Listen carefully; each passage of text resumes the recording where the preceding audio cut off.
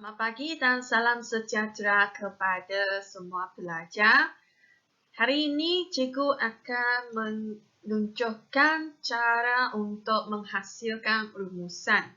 Rumusan ini adalah kertas 2 bahagian C soalan 9. Kita tengok. Cikgu nak terangkan tentang rumusan. Soalan rumusan akan diajukan dalam kertas bahasa Melayu 2, iaitu kertas 2 soalan 9.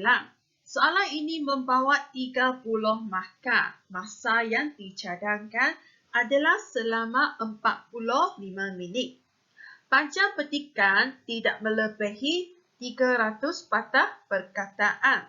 Petikan berdasarkan bahan sumber yang mempunyai tidak kurang daripada 2 fokus. So, maksudnya, bahan sumber itu petikan dia berikan, dia tidak akan melebihi 300 patah perkataan ataupun tidak kurang. So, mesti dia ada lebih 2 fokus yang perlu kamu carikan.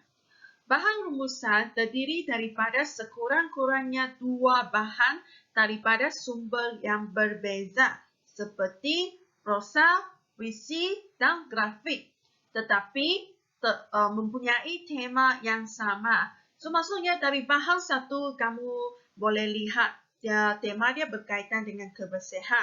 So, maksudnya untuk bahan yang kedua mesti dia berkaitan dengan kebersihan juga. Dugasan tidak akan dinyatakan dalam arahan soalan. Dia tidak akan nyatakan dalam soalan. Kamu kena carikan dugasan dia. Kalau perlu mengenal pasti semua fokus yang terdapat dalam semua bahan. Dari bahan 1, dari bahan 2. Kamu kena kenal pastikan. Rumusan ini tidak boleh melebihi 120 patah perkataan. Jawapan perlu ditulis dalam bentuk esei.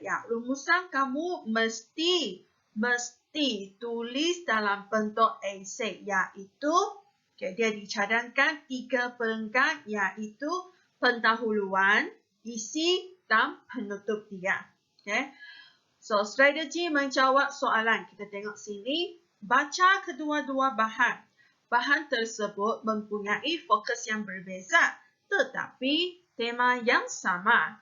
Karisi idea penting untuk ditulis dalam bentuk isi tersurat.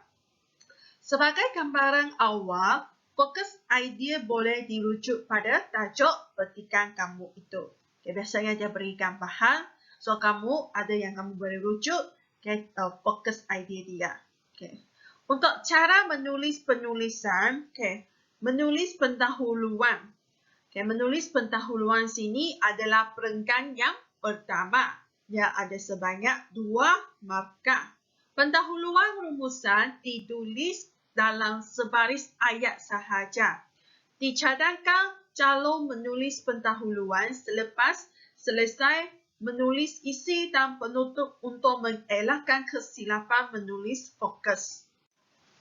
Jadi, maksudnya di sini, pendahuluan untuk rumusan kamu hanya perlukan 1 ayat sudah cukup. So, seterusnya, kamu di sini, dia cadangkan menulis pendahuluan. Selepas selesai menulis isi dan penutup dia. Kalau kamu nak tulis pendahuluan terdahulu, tidak apa. Pastikan selepas kamu selesai, kamu kena memeriksa balik sama ada pendahuluan kamu itu sama dengan isi yang kamu carikan, sama dengan penutup yang kamu tuliskan. Baiklah, kita pergi tengok seterusnya. Jumlah fokus. Kita tengok jumlah fokus dekat sini ada 2 fokus. Kalau pendahuluan 2 fokus, macam mana kamu nak mulakan tulis pendahuluan? Yang paling senang, kamu perlu ingatkan. Rumusan membincangkan. Ini ialah cara kamu mulakan tulis pendahuluan kamu. Setiap kali kamu tulis rumusan kamu itu. Rumusan membincangkan. Membincangkan apa? Fokus 1 dan fokus yang kedua. Baru kamu akan dapat 2 markah. Kalau kamu tulis rumusan ini, pendahuluan dia ada dua fokus. Tapi kamu tulis satu fokus saja. So, maksudnya kamu hanya dapat satu markah sahaja. Kalau pendahuluan ada 3 fokus, kamu tulis 3 fokus. Jangan lupa rumusan membincangkan. Kalau kamu tulis 2 fokus sahaja, semestinya hanya satu markah saja. Sampai sini kamu boleh faham? Kalau boleh faham, kita pergi yang seterusnya. Menulis isi tersurat, iaitu keperenggan yang kedua. Kamu mesti ingat apa yang cikgu cakap. Pendahuluan 1 ayat sudah cukup. Seterusnya, kamu nak tulis isi-isi dia mesti di perenggan yang kedua. Isi perlu diambil daripada kedua-dua bahan. Bahan 1 atau bahan 2 kemungkinan mengandungi 2 fokus, iaitu fokus penting dan fokus kurang penting. Calon perlu mengambil fokus penting sahaja. So, maksudnya ada fokus penting iaitu isi penting dan huraian sahaja. Kamu kena pastikan mana satu ialah isi penting, mana satu ialah isi huraian sahaja. Cikgu harap kamu tidak keliru. Sekiranya bahan 1 atau bahan 2 mengandungi fokus yang seimbang, ambil kedua-dua fokus. Jika ini berlaku, tulis pendahuluan cara kedua, iaitu 3 fokus. Tidak perlu menambah isi yang tiada dalam bahan kerana rumusan tidak memerlukan isi tersirat. Ini sangat penting. Kamu hanya perlu ambil isi tersurat dari sumber-sumber yang diberikan. Jangan kamu sibuk pergi tulis isi tersirat sendiri. Itu tidak akan diberikan markah. Seterusnya kita tengok menulis penutup dia. Menulis penutup perenggan yang ketiga. Ingat, perenggan kedua kamu tulis isi. Perenggan 3 kamu tulis penutup. Penutup sesuatu rumusan merangkumi pendapat, pandangan atau cadangan tentang apa-apa yang diperkatakan dalam petikan. Kamu nak cadangkan, kamu berikan pendapat kamu berikan pandangan kamu untuk menutupkan rumusan ini. Pandangan ayat mesti disokong dengan kata-kata sebab, agar atau supaya. Kamu berikan pandangan kamu dan harapan. So, kamu gunakan kata hubung ini. Agar, supaya. Boleh faham? Contohnya, kesimpulannya, kerajaan hendaklah bekerjasama menyelesaikan masalah yang dihadapi oleh sektor pertanian agar atau supaya hasil pertanian boleh ditingkatkan. Di sini kamu boleh tengok. Dia berikan pandangan, lepas tu dia bagikan harapan. Apakah harapan kamu berikan pendapat kamu itu? So, kamu kena tulislah agar atau supaya. Tengok permarkahan di sini. Markah keseluruhan ialah 20 markah. Pecahan markah ialah pendahuluan, seperti yang kamu tahu, 2 markah. Isi 16 markah, kesimpulan 2 markah. Calon perlu mengemukakan 8 isi yang lengkap. Dan isi ini wajib diambil daripada kedua-dua bahan dan mengendoh setiap fokus. Boleh faham? Cikgu percaya kamu semua orang boleh fahamkan. Tidak ada masalah untuk memahami. Seterusnya, kita akan tengok pengiraan perkataan. Macam mana kamu nak kira perkataan? Perkataan yang dikira sebagai satu perkataan, iaitu nama khas, nama orang. Kata ganda, kunang-kunang. Ulang alik, itu kita kira satu perkataan. Penggunaan kata depan di dan ke. Contohnya, di sini, ke sana. Kita kira satu perkataan sahaja. Tarik. Tarik ini kita kira satu perkataan. Jangan kamu kira 1, 2, 3. Okay, tidak. Kita kira satu perkataan sahaja.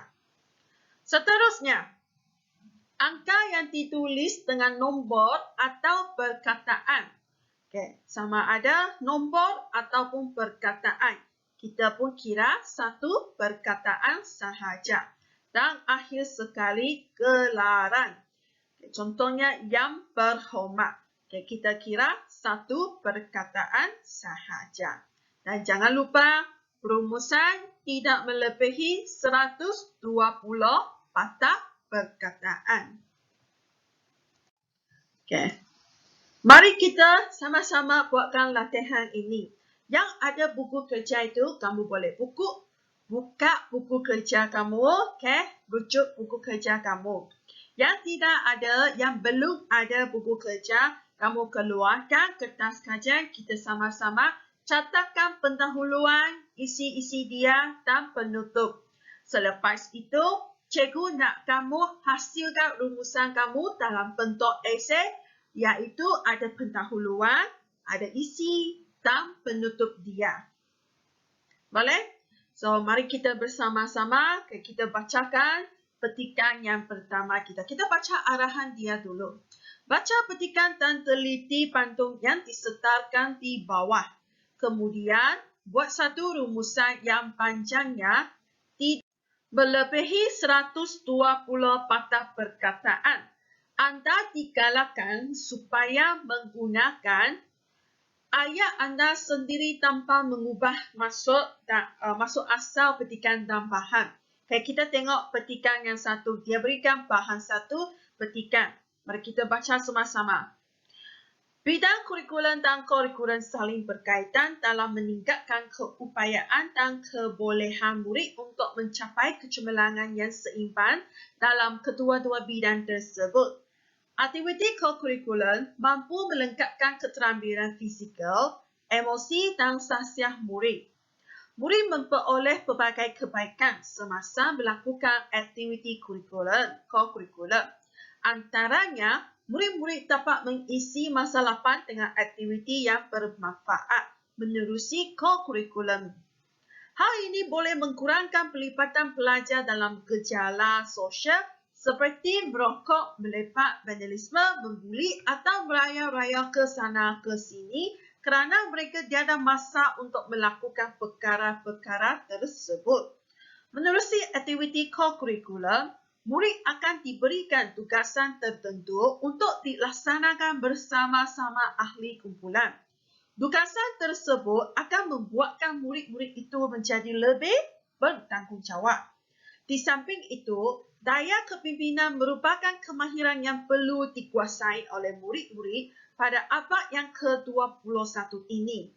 Lantaran itu, daya kepimpinan murid dapat dipupuh melalui pelantikan sesuatu jawatan menerusi aktiviti kokurikulum yang disertai. Antara jawatan yang disandang adalah sebagai penerusi, setiausaha, bendahara dan ahli jawatan kuasa. Selain itu, murid berupaya berinteraksi dengan baik. Murid yang pernah memimpin sesuatu pertumbuhan akan lebih yakin untuk menjadi pemimpin sesuatu organisasi pada suatu hari kelak.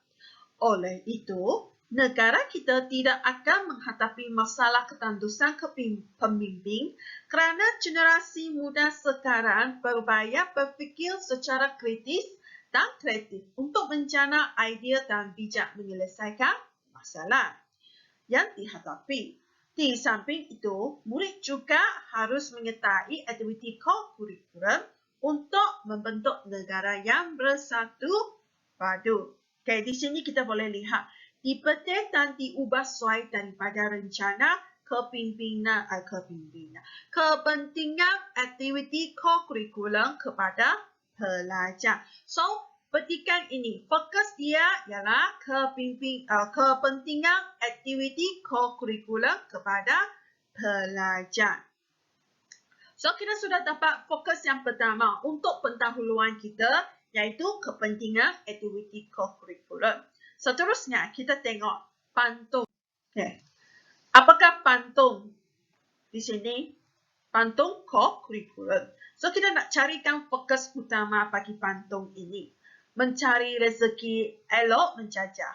Menjual lontong juga laksa. Akademik lebih diutamakan remaja. Co-curriculum dianggap membuang masa. Buah mata kucing, buah longan. Dibuat minuman sangatlah enak. Keluarga tidak berikan sokongan. Co-curriculum ditolak oleh anak. Anak muda bermain kecapi. Dikira barat turut didendangkan. Jika prasarana tidak mencukupi, murid sukar untuk bersukan. Budak-budak baru bersunat. Langkah diatur berhati-hati. Badan cepat berasa benar. Alasan murid elak beraktiviti. Mari kita tengok apakah fokus bagi pantun ini. Kita tengok rangkap 1. Okay, kita tengok baris 3 dan baris 4. Akademik lebih diutamakan remaja. Remaja lebih mementingkan akademik daripada co-curriculum kerana mereka menganggap co-curriculum merupakan satu aktiviti yang membuang masa. Okey, seterusnya kita tengok. Keluarga tidak berikan sokongan. Jadi, co-curriculum ditolak oleh anak. Anak tidak menyertai co-curriculum kerana ibu bapa tidak memberikan sokongan. Rangkap yang ketiga, prasarana tidak mencukupi. Kemudahan yang disediakan tidak mencukupi.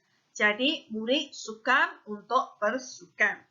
Rangkap yang keempat, alasan murid tak mahu beraktiviti kerana badan cepat berasa benar. Sekejap sahaja sudah adanya letihnya. Okay, so kita akan carikan fokus utama bagi pantun ini. Selepas kita tengok masuk-masuk setiap pantun, apakah kamu rasa apakah fokus utama? Manakah satu?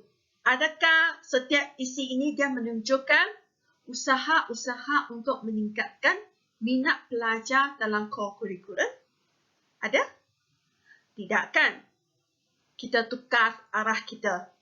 Adakah isi-isi ini dia menunjukkan kesan-kesan mengetahui co-curriculum? Tidak juga kan? Mari kita tukar arah lagi. Adakah isi ini berkaitan sebab-sebab pelajar atau murid tidak berminat aktiviti co-curriculum? Betul? Ya, betul. So, sekarang kita sudah dapat dua fokus dalam pendahuluan kita. Mari kita sama-sama hasilkan pendahuluan untuk rumusan ini. Kita sudah dapat fokus pertama. Okay, fokus yang kedua. Macam mana kita nak memulakan pendahuluan kita? Masih ingat? Ya, kita nak mulakan pendahuluan dengan rumusan membincangkan. Okay, jangan lupa ya.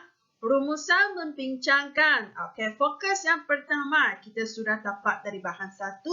Kepentingan aktiviti co-curriculum kepada murid. Dan fokus yang kedua, tadi kita dapat cari dari pantun. Sebab murid tidak meminati aktiviti co-curriculum. 2 markah. Okay, sudah dapat? Sudah kita hasilkan rumusan dengan 1 ayat sahaja. Ada 2 fokus. Fokus pertama di bahan 1. Fokus kedua di bahan yang kedua. Okay, cikgu harap semasa kita berbincang ni, kamu boleh terus tuliskan pendahuluan, terus hasilkan rumusan kamu dalam bentuk esei. So, selepas pendahuluan pertama, nanti kita akan sambung ke perenggan yang kedua, isi-isi dia. Baiklah, sekarang kita akan mencari isi-isi penting di dalam bahan 1. Okay, mari kita akan bersama-sama carikan isi dia. Okey, kita tengok ayat yang pertama. Bidang kurikulum dan co-curriculum saling berkaitan dalam meningkatkan keupayaan dan kebolehan murid untuk mencapai kecemerlangan yang seimbang dalam kedua-dua bidang tersebut. Ya, betul. Ayat ini ialah isi penting. Okay. So, untuk yang seterusnya, okay, kita sudah dapat isi yang pertama kan. Seterusnya kita tengok aktiviti co-curriculum mampu melengkapkan keterampilan fizikal, emosi dan sahsia murid. Adakah dia isi ataupun isi huraian sahaja? Ya, betul. Dia ialah isi penting. Okay, isi yang kedua. Aktiviti co-curriculum mampu melengkapkan keterampilan fizikal, emosi dan sahsia murid. Okay, bagus. Seterusnya kita tengok ayat yang ketiga. Murid memperoleh pelbagai kebaikan semasa melakukan aktiviti co-curriculum. Adakah ini berkaitan dengan kepentingan co-curriculum? Tidak, sebab dia hanya menerangkan pelbagai kebaikan semasa melakukan aktiviti co-curriculum. Antaranya, murid-murid dapat mengisi masa lapang dengan aktiviti yang bermanfaat menerusi co-curriculum. Tengok sini, dia sudah cakap antaranya selepas ayat ini. So, maksudnya di sini ayat ini ialah isi penting untuk bahan satu ini. Okay? Dia menerangkan dapat mengisi masa lapang dengan aktiviti bermanfaat menerusi co-curriculum. Okay, ayat seterusnya kita tengok. Hal ini boleh mengurangkan pelibatan murid dalam gejala sosial seperti merokok, melepak, vandalisme, membuli atau merayau-rayau ke sana ke sini kerana mereka tiada masa untuk melakukan perkara-perkara tersebut. Okay. Adakah ayat ini ialah isi penting atau huraian sahaja? Okay, dia hanya huraian sahaja untuk menerangkan kalau murid dia boleh mengisi masa lapang, jadi mereka boleh elakkan gejala-gejala sosial. Okay, so itu hanya isi huraian sahaja. Kita tengok ayat yang seterusnya. Menerusi aktiviti co-curriculum, murid akan diberikan tugasan-tugasan tertentu untuk dilaksanakan bersama-sama ahli kumpulan. Adakah dia isi penting? Adakah dia terangkan pentingnya co-curriculum? Tidak. Okay, kita tengok ayat yang seterusnya. Tugasan tersebut akan membuatkan murid itu menjadi lebih bertanggungjawab. Adakah dia isi penting? Ya, dia cakap pentingnya co-curriculum. Kerana dengan ada tugasan itu, dia boleh membuatkan murid-murid itu menjadi lebih bertanggungjawab. Seterusnya kita tengok. Di samping itu, daya kepimpinan merupakan kemahiran yang perlu dikuasai oleh murid-murid pada abad ke-21 ini. Adakah dia isi penting ataupun isi huraian? Okey, itu isi huraian. Dia hanya terangkan apa yang sangat penting yang perlu ada pada murid pada abad ke-21 ini. Daya kepimpinan. Jadi ini bukannya terangkan pentingnya co-curriculum. Kita tengok ayat seterusnya. Lantaran itu, daya kepimpinan murid dapat dipupuk melalui pelantikan sesuatu jawatan menerusi aktiviti co-curriculum yang disertai. Inilah baru idea, barulah isi penting untuk kepentingan aktiviti co-curriculum. Dia cakap daya kepimpinan murid dapat dipupuk melalui aktiviti co-curriculum. Okay. Kita sudah sampai isi yang mana? Mari kita kira dulu. Isi 1, isi 2, isi 3, isi 4, bertanggungjawab, isi 4. Isi yang kelima ialah daya kepimpinan. Okay, sudah 5 isi penting kan? Okay, kita carikan lagi. Okay, cari isi yang keenam. Selain itu, murid berupaya berinteraksi dengan baik Adakah dia isi penting? Ya, dia ialah isi penting. Dia cakap pentingnya co-curricular supaya murid berupaya berinteraksi dengan baik. Okay, sudah ada 6 isi penting kita sudah carikan. Tak apa, kita tengok teruskan. Sama ada masih ada isi penting dia. Kalau tidak ada, kita akan pergi ke bahan kedua kita. Okay. Murid yang pernah memimpin sesuatu pertumbuhan akan lebih yakin untuk menjadi pemimpin sesuatu organisasi pada suatu hari kelak. Isi dia? Tidak. Isi huraian sahaja. Okay. Kita tengok perenggan yang terakhir.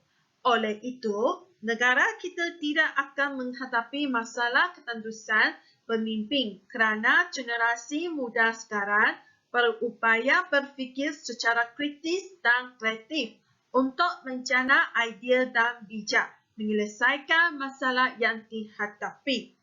Okay. Isi penting?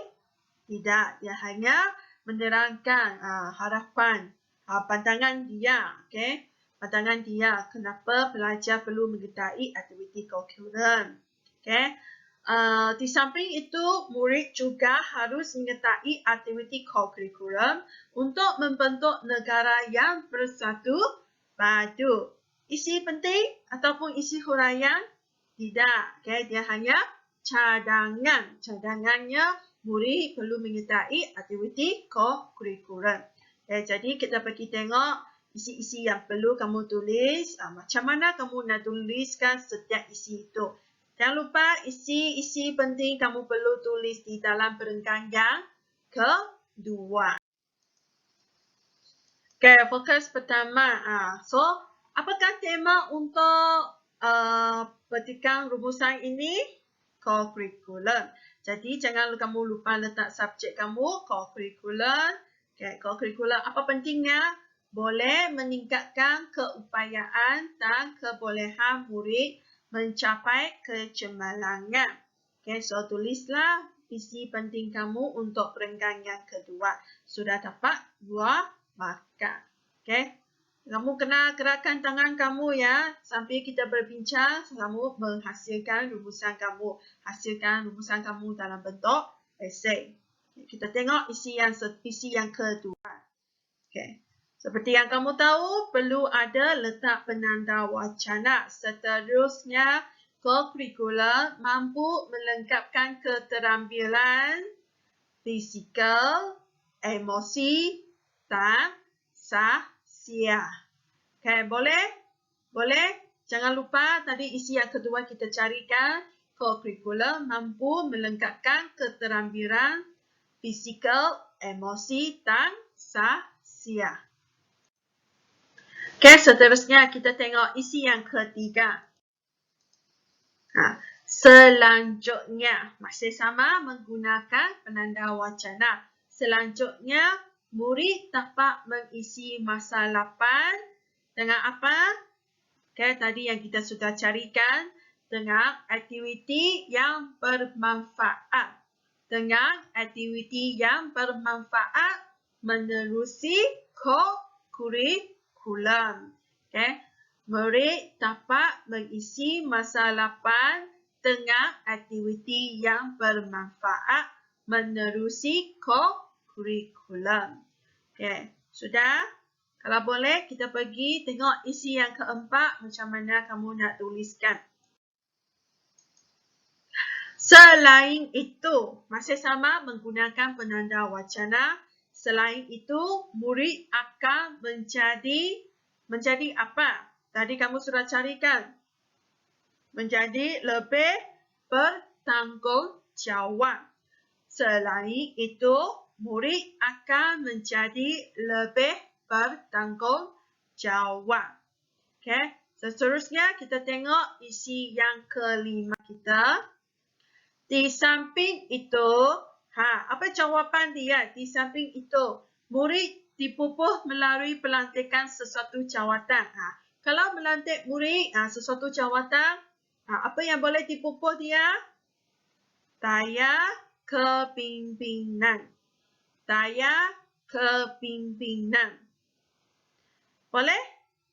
Kalau boleh, kita pergi isi yang keenam. Seterusnya, murid berupaya. Tadi isi yang terakhir kita carikan dalam petikan itu. Berupaya berinteraksi dengan baik. Murid berupaya berinteraksi dengan baik. Maksudnya di sini dia dapat berkomunikasi dengan orang lain dengan baik. Dan dengan sini sudah ada 2 markah di sini. Jangan kamu tambah apa-apa maklumat tambahan. Okay, rumusan hanya perlu carikan isi penting sahaja. Boleh? Okay. Kalau boleh, tadi bahan 1 kita sudah habis cari 6 isi dia. Seterusnya kita akan pergi ke bahan yang kedua. Bahan yang kedua tadi fokus kita ialah sebab murid tidak meminati aktiviti co-curricular. Okay, mari kita lihat kepada bahan yang kedua kita.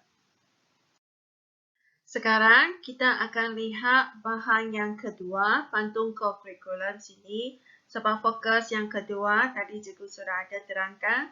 Sebab belajar, sebab murid tidak meminati aktiviti co-curricular. So, dekat rangka 1, 2, 3 dan 4, kamu sudah boleh dapat 4 isi penting untuk setiap rangkap ini. So, macam mana kita nak menghasilkan perkataan dia? Okay, kita carikan isi dulu. Nanti kita akan buatkan ayat dia. Akademik lebih diutamakan remaja, co-curricular dianggap membuang masa. Jadi ayat dia ialah remaja ataupun murid, okay, mereka lebih mengutamakan akademik kerana mereka beranggapan co-curricular membuang masa. Isi yang kedua, kita boleh tengok sini.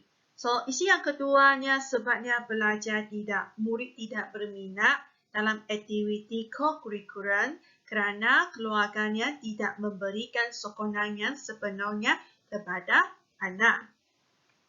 Untuk rangkap yang ketiga, isi yang ketiga, prasarana iaitu kemudahan yang disediakan adalah tidak mencukupi.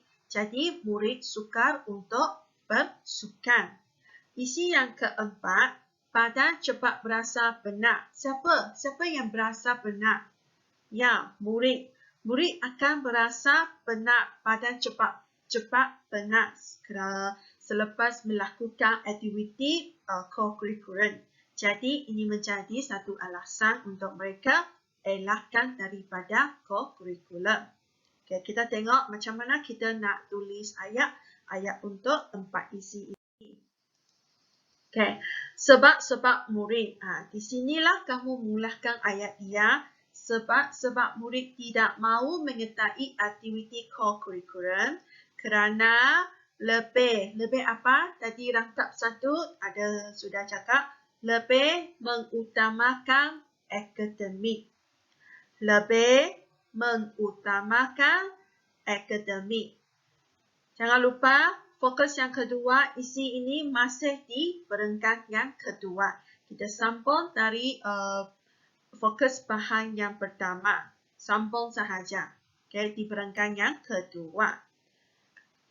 Kerana lebih mengutamakan akademik. Sudah? Kalau sudah, kita akan pergi ke seterusnya.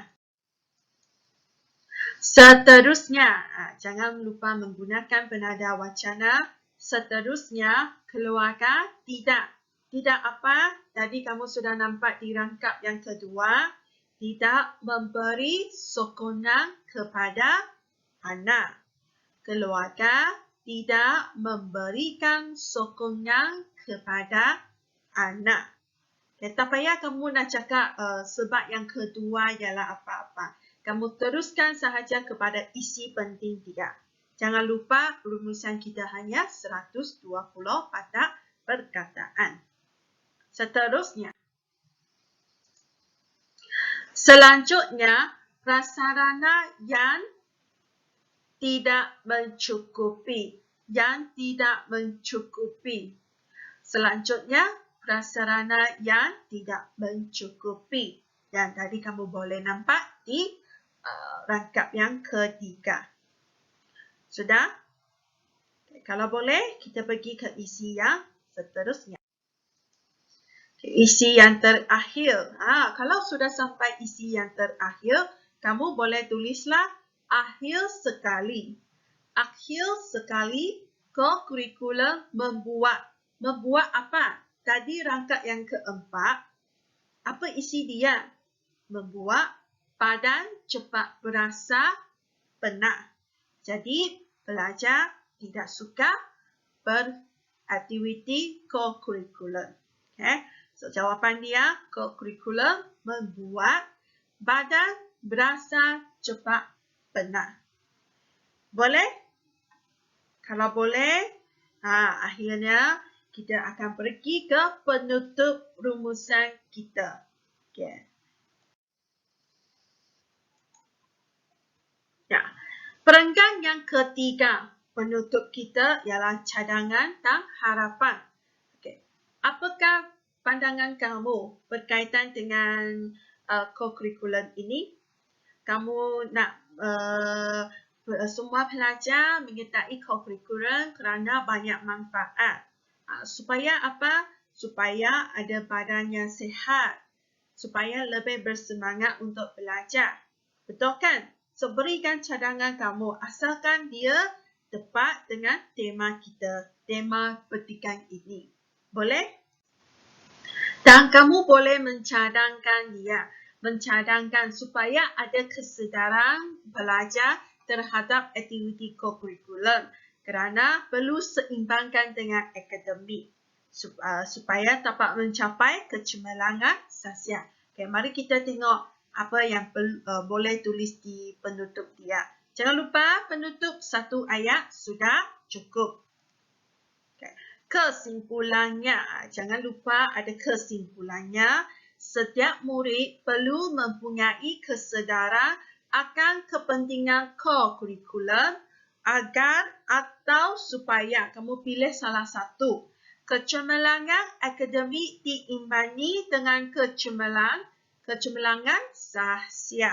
So, maksudnya di sini dia harapan dia.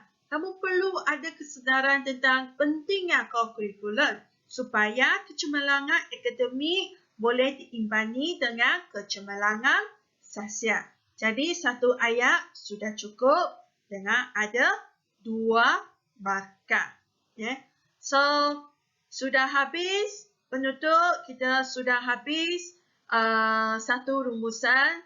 Cikgu harap kamu boleh faham, kamu boleh tangkap apa yang cikgu telah ajar di dalam video ini. Okay, jangan lupa cikgu nak ingatkan kamu sekali lagi, rumusan kita ada tiga perenggan iaitu pendahuluan. Perenggan yang kedua, kamu kena tulis, carikan isi tersurat, tuliskan. Dan perenggan yang ketiga, penutup. Okay, penutup. Jangan lupa lagi, okay, rumusan ini tidak melebihi daripada 120 patah perkataan. Okay, jangan kamu tulis lebih-lebih. Okay, so sampailah setakat ini kelas kita sampailah hari ini. Terima kasih kerana habis menonton video ini.